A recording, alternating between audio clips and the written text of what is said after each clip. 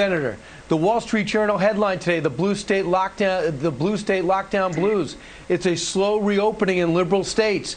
They will tell you, well, we've been the hardest hit. I sense politics. What do you think?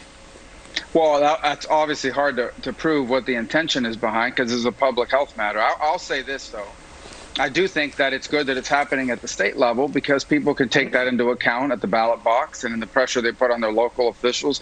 And I think all of that ties into why it has been smart by this administration to allow every state and communities within those states to make the decisions that are best for them. Ultimately, if the people of New York or the people of some other place want to be locked down for long periods of time, then they can support their elected officials, and other places can make different decisions. So I'm not going to question anyone's motives. I'm just going to say that ultimately what we all should agree on is that we've now entered that period where we have to learn to sort of deal with what we have, try to mitigate and minimize the damage, protect the most vulnerable, and continue to work on developing a vaccine so that we can solve this problem permanently. Senator, we've covered so many stories of people leaving New York, people leaving California, these high-tax states, to go to Texas, to go down to your state, to Florida, because of the tax situation down there. How do these blue states that are going to shut down and continue to shut down, how do they bounce back? Do taxes go up in that state, or is the federal government going to bail them out? Well, I don't think the federal government's in a position to be bailing out jurisdictions, and whether it's a county or a city or a state that made bad decisions in the past. I think the one thing I'm open about, and I think the White House has expressed flexibility on as well, is there is a baseline of ongoing operations. You need police officers, you need sanitation workers, you need the basic services of government, and that's been hurt by the downturn. We don't want any of these cities laying off police officers. That's one thing. You separate that, however, from a city or a state, for that matter, that made bad decisions over the last 10 or 15 years. They have a huge debt coming into this crisis, a pre-existing problem. That is not something the federal government should be bailing out.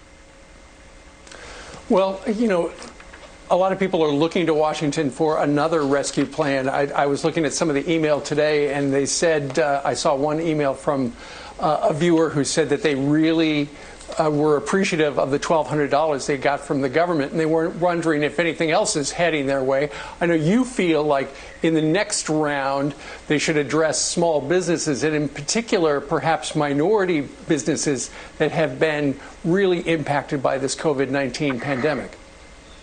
Yeah, so minority small businesses are disproportionately within industries that were badly hurt by this close down, right? Whether it's restaurants or the service sector and what have you. And so I think that's why you're seeing those numbers. But I think that we're entering a period now, because every state is different in what they're doing, but many places are beginning to open up. You have people operating, they're open, but they're at 25% capacity or 50% capacity, but their rent is still at 100%, for example. Their overhead costs are still at 100%. So I think we're transitioning into a phase where, to the extent we do more, and I think there will be more done, it should be about helping small businesses restart their operations, get going in the early days where maybe the cash flow won't be there to restart. And that's very different from where we were 8 or 9 weeks ago. And that's why I think it's been smart to sort of take a pause, see how this thing is evolving and developing, so that whatever we come up with works when it finally becomes law, and is that we're not in essence solving today's problem, and by the time we get to tomorrow, it's turned into something else, and what we wrote doesn't apply. Senator, you have a lot of area of expertise. One's in foreign policy, and you, along with Tom Cotton, has been as strong on China as anyone, even before this whole coronavirus. Now we understand that China is threatening a new Cold War on us, warning us we better back off, and also going up to our ally Australia and said that they're going to feel more pain. They have a chilling new threat against Australia, first with iron, then going to deny different types of trade activity between the two countries. Is it time for the Trump team to step in for a valued ally and say, we have your back right here, and kind of send a message to our other allies that you don't have to be intimidated? Yeah, and I think they are. And it's not just Australia. Obviously, they've been very forward-leaning on all of this, and we need to do everything we can to be supportive of them. It's India. India has now had a number of border skirmishes with China in the last couple of weeks. Also, other countries in the region, and New Zealand and other places that face Japan has an ongoing issue as well with regard to different parts. So I do think it's important for us to invest in that 4-country alliance with Japan, with India, and with Australia included in that mix. But look, this has been par for the course under President Xi. He's been very, very aggressive. This administration is finally standing up to him. but they've gotten away with this now for the better part of a decade leading up to this moment, and of course culminating in what we're seeing here now in Hong Kong. Okay, so the Obamagate controversy is continuing to escalate, and I know that Congressman Nunes and other Republicans are broadening their investigation into the special counsel, Robert Mueller. Congressman Nunes says that fresh criminal referrals are imminent. There's a plot to undermine the president. He credited Richard Grenell, and he also said this. We've also expanded our investigation into the Mueller team and everything that happened with Mueller and the people at DOJ and FBI that were above Mueller. And so we will be making criminal referrals in the coming weeks against the Mueller team. We're just now putting that together. And of course, always, as always, waiting on more documents that we really need to come out. And, thankfully, Ambassador Grenell, the acting director of national intelligence, thank God, got a lot of this information out because the public really needs transparency in this. Senator, criminal referrals, what does he mean? Well, you'd have to ask him exactly. Obviously, we're not privy to the information he's referring to. In the Senate, before I became the acting chairman of Intelligence, the Judiciary Committee under Lindsey Graham announced a series of hearings on this very topic of the whole, investigation, how it was conducted and so forth. And that's probably the right place, because if you're talking about the FBI and elements coming out of the Justice Department, that is primarily under the jurisdiction of the Judiciary Committee. So Lindsey Graham has announced a pretty aggressive schedule of hearings. They'll be public. I think they start next month and in June. And so I think that it'll be before the American public's eye. And I imagine he's looking at many of the same things as well in their investigation. And speaking of the Mueller team and the FBI, Senator, what do you make of the fact that the Michael Flynn case right now is sitting in the courtroom of Judge Emmett Sullivan? And it was announced, I believe, late on Friday that Emmett Sullivan, who was told by the Department of Justice to, go ahead and drop the case against Flynn, he has since hired a former prosecutor, and now to investigate whether or not the Department of Justice was right in suggesting that. But now it's revealed that the judge himself has hired a high-profile, high-powered Washington, D.C. attorney by the name of Beth Wilkerson to represent him. Why do you think the judge suddenly needs a lawyer? Yeah, I have no idea. Look, the way that whole thing is played out, where a judge decides to review this matter and kind of take it into an alternative route, is very unusual, to say the least.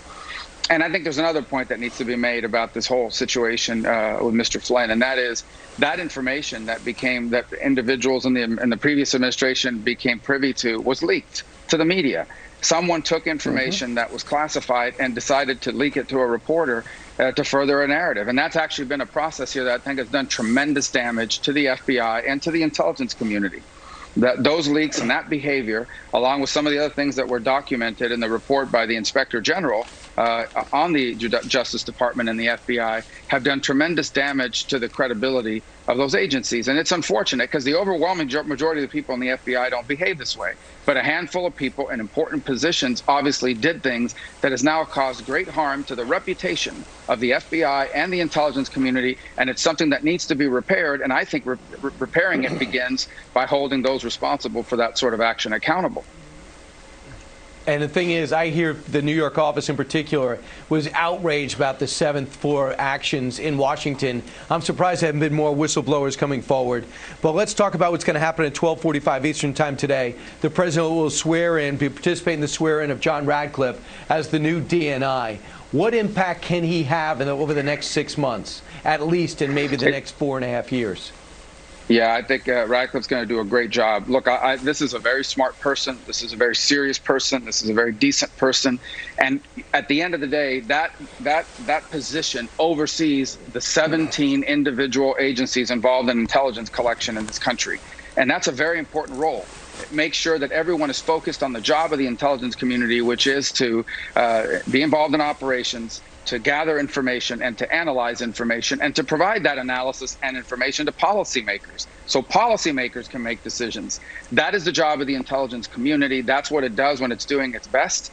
That's what most of them do every single day. And that's what he is going to be able to operationalize and I think bring some synthesis to. I think this was a great appointment. I'm glad we got him confirmed, and I'm happy he'll be on the job today at 12:45, because I think that he will do a very good job in that regard. And I'm excited about the fact that he's going to be taking over that important role.